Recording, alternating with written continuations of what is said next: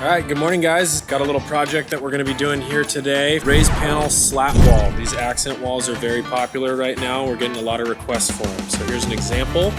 Okay, I'm gonna give you guys a step-by-step on how we at Grant Morey would line this project out for one of our clients. So here's a few of the tools that we're gonna be using today. We've got our nail gun, our jigsaw, caulking gun, skill saw or miter saw over behind us. We've got a vacuum for cleaning up, mallet, miscellaneous tools, some tape, chalk box, and a little square. So that's what we'll be using. All right guys, so here we are. This is the wall that we're gonna be doing our accent panel on. Every home is a little bit different. This one is going to be a retro wall instead of new construction. So we've got an existing baseboard and everything else is just flat drywall. So what we'll take into consideration today when we're doing our step-by-step process is, one, we're gonna consider the material that we're using, the 1x3 batten material, and two, the known features, the baseboard, ceilings, all that stuff.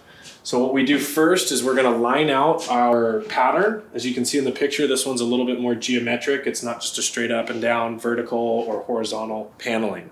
So what I'm gonna do first is I'm gonna start by removing the baseboard. I'm gonna set a termination point essentially for our horizontal slats across the bottom so that all of our battens die into that material instead of over the baseboard. And once we do that, we'll lay out a few pieces of our pattern, get those up, and we'll start filling in from there. All right, so to help me today, I've got Ben, owner of the company. Hi guys. He's gonna be out here. I'm the helper today. Yeah, he is. So he's gonna go ahead, he's gonna start by marking out all the studs. He'll get the baseboard removed so that way we know where our studs are when we go to nail in our panels. So what Ben's doing right now is our baseboard's gonna go back on over the top of our paneling once we're done.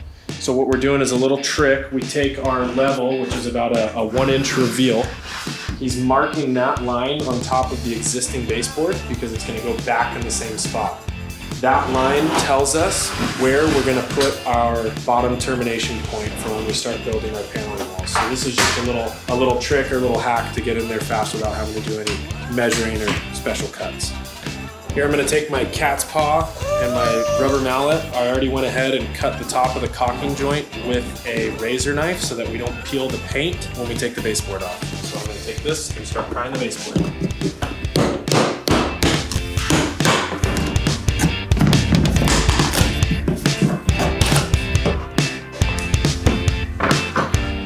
So what Ben's doing right now is he already went around with the magnet and located all of the studs. He's now taking a level or a straight line and marking with pencil from floor to ceiling where those studs are. So anywhere in our pattern, when we're touching one of those lines, we know that we're over a stud and we've got good backing for a nail. So what I'm doing now is I've taken a scrap piece of the material that we're gonna be using for our paneling.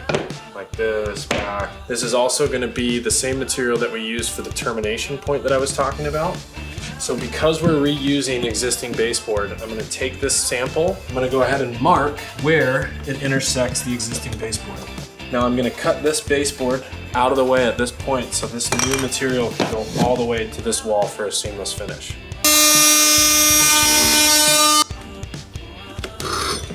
With that piece out of the way, I can take my sample and I can go all the way to the wall, nice and tight. Now that we've got our surface all prepped and ready for our new panel wall, we're ready to take our first measurement. 178 1/4. All right, we'll go outside and start our pieces. So the material we're gonna be using today for our slat wall is gonna be a 1x3 MDF molding. These come in 16, 17 foot lengths. They're 2 squared edges and about 3/4 of an inch thick. When we lay this out, it's gonna look really nice. 78 1/4.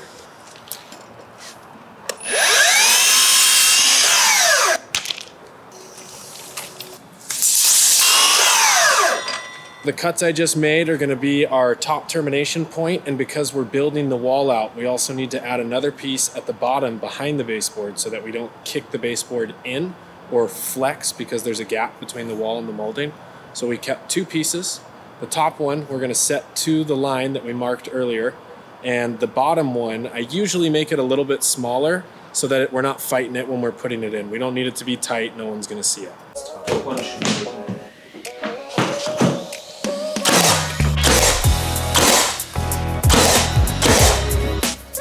What we're doing now is we're setting our top board to the line that we previously put on the wall of the old baseboard. This way our reveal will be even all the way across the baseboard. Pay attention that Ben is taking into consideration the fact that we're gonna have a piece of wood that goes over the top of this, he's making sure to put his nails low on the board so that they're hidden later, less prep for when we paint. Now that we've got that in, our next step is to determine our pattern. We're gonna start with our longest pieces, put some marks on the wall, get some measurements, and start cutting. So for establishing the pattern today, what I'm gonna do, it's a little bit of a cheat trick. I'm gonna take my miter saw, I'm gonna pick a degree for an angle that I would like to use for this pattern. Today I'm gonna be using a 30-degree angle. I'm gonna set my miter to that. I'm gonna take a 4 or 5 foot scrap piece of material. I'm gonna cut that angle.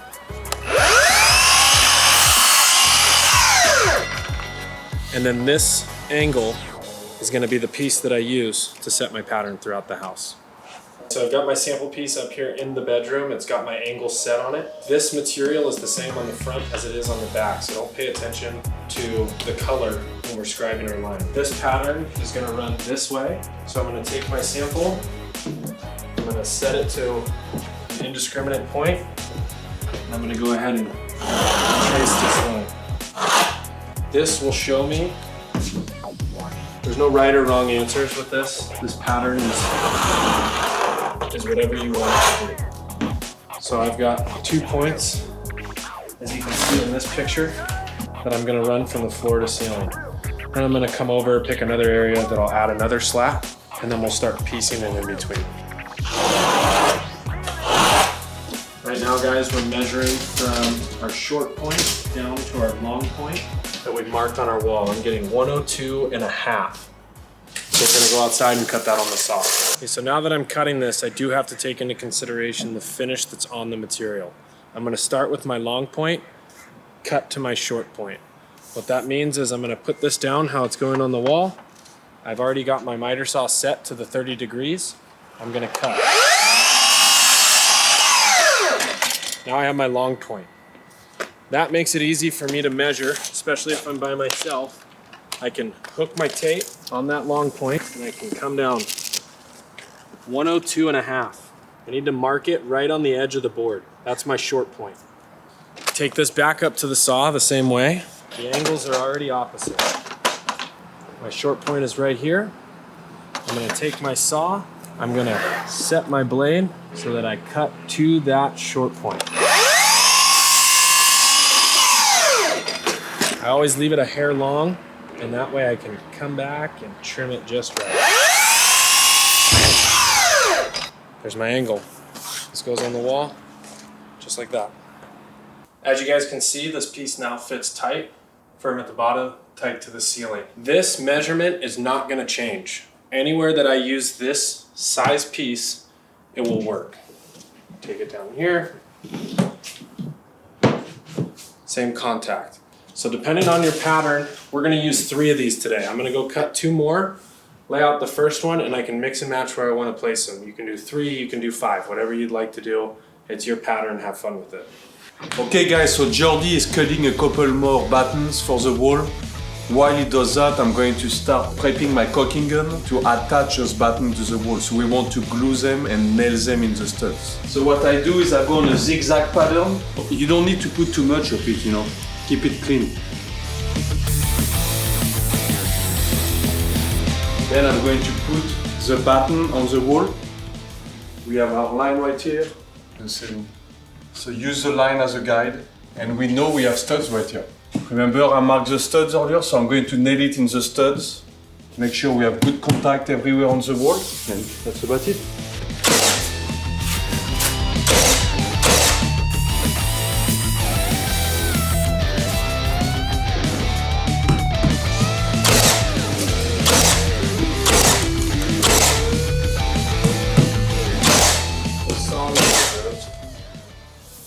All right, so now we've set up our 3 boards. This is the start of our pattern. At this point, the angles are gonna start to change. We're gonna have fun with all the middle pieces. So what I'll do now is I'm gonna run a new board from the middle and we'll bust out our angle finder when we start playing with the new shapes.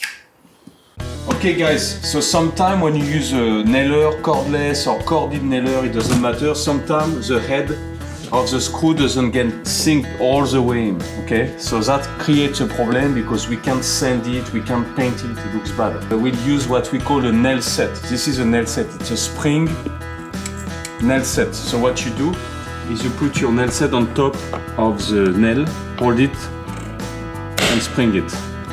Do it until the head is all recessed inside. There you go. So now the head is recessed inside the wood, and when you paint it, it comes out perfect. Little tip. All right, guys, so we've got our starter board set. Now that we've cut these all with the same angle and the same length, they're square to each other.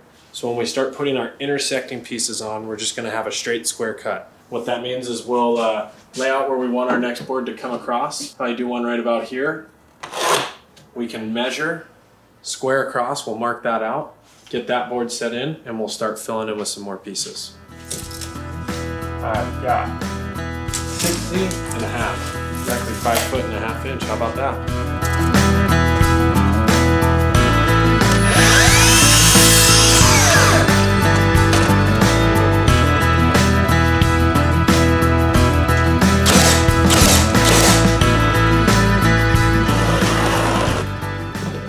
Here's an example of working with a perfectly linear structure and something that is sometimes out within, a quarter inch or so. Our 30-degree angle is slightly off when we meet the ceiling. So what I'm gonna do is scribe that, and I'll shift this over a little bit, and we'll get that nice and tight to the ceiling. I've scribed my piece. I marked basically the distance that I had from the ceiling on this side, on here. Brought that distance back across to 0. That's gonna give me my new angle. Shift this over and it's gonna be nice and tight. Nice and tight.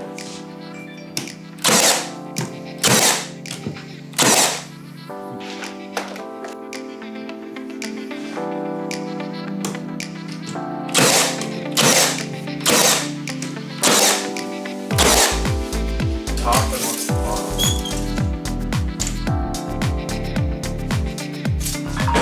For Mission Viejo. What do you mean inch and a half?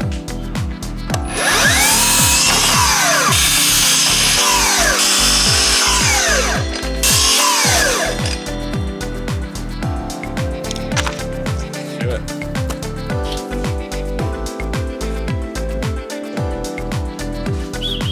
Just put on.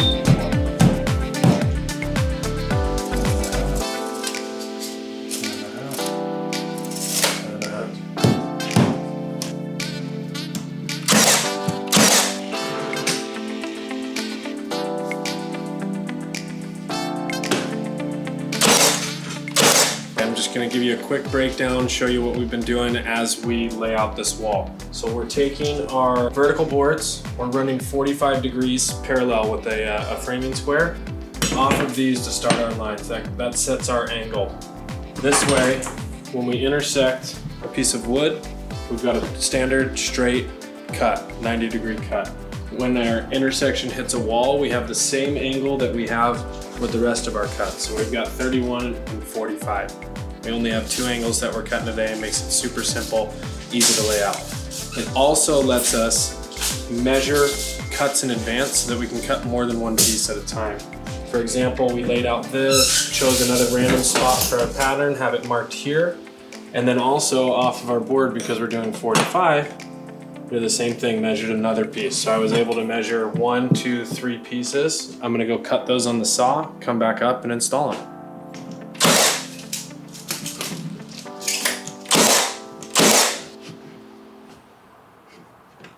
So there's one spot on the job today that we're gonna have an angle that's different than the 2 that I talked to you about. When we meet this inside corner of the wall, the angle opens up quite a bit, so it's gonna get larger. What I'm gonna use is an angle gauge or an angle finder. This allows me to mark the wall parallel to my line, and it'll set the degree of the cut. So let's go ahead and see what that looks like.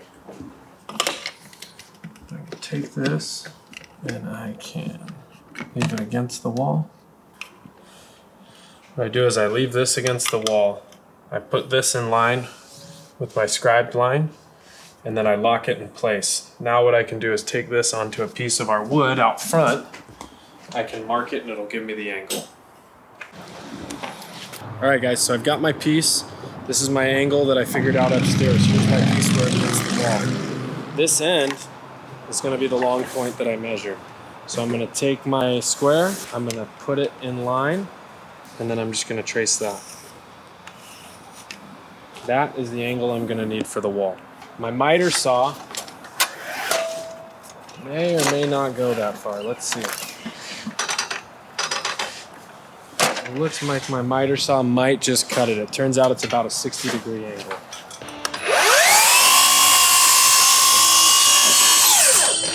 We've cut that. Now, back to square. I've got 35 1/8 is my measurement.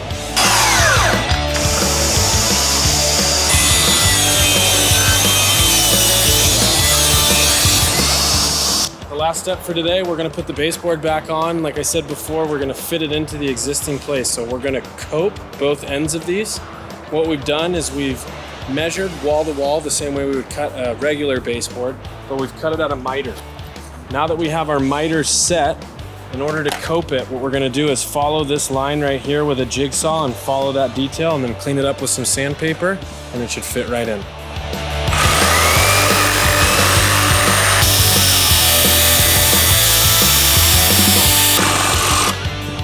This is our cope right here. All we did was cut out the detail.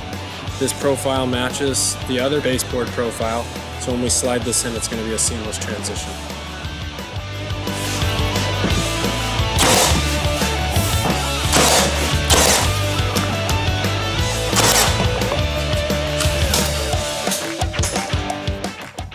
All right, here it is, guys. It's all finished, painted, looking tight, looking good. This is our slat wall. We got our baseboard, our molding. If you guys like what we did out here today, stay tuned for more. Go ahead and like and subscribe in the link below.